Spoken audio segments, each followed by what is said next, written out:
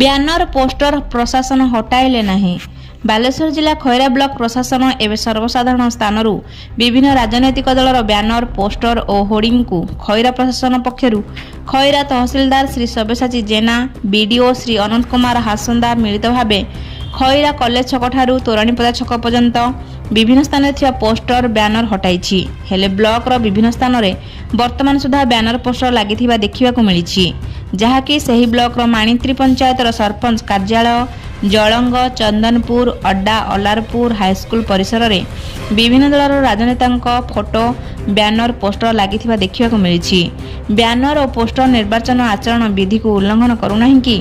ବିଭିନ୍ନ ରାଜନୈତିକ ଦଳ ସେମାନଙ୍କ ଦଳୀୟ ବ୍ୟାନର ଓ ପୋଷ୍ଟର କେବଳ ଘରୋଇ ଓ ବ୍ୟକ୍ତିଗତ ଜାଗାରେ ଲଗାଇ ପାରିବେ। ଗତ 16 ତାରିଖରୁ ନିର୍ବାଚନ କମିଶନ ନିର୍ବାଚନ ଆଚରଣ ବିଧି ଲାଗୁ କରିବା ଦୃଷ୍ଟିରୁ ପ୍ରଶାସନ ଏପରି ପଦକ୍ଷେପ ନେଇଥିବା କୁହାଯାଇଛି। ତୁରନ୍ତ ଏହାକୁ ପ୍ରଶାସନ ପକ୍ଷରୁ ପଦକ୍ଷେପ ନେବାକୁ ଜନସାଧାରଣ ଓ ବୁଦ୍ଧିଜୀବୀମାନେ ଦାବି କରିଛନ୍ତି। ବାଲେଶ୍ୱର ଖଇରାରୁ ପଦ୍ମଲୋଚନ ଦାସ, ରୂପଥାଳିଆ ନ୍ୟୁଜ୍।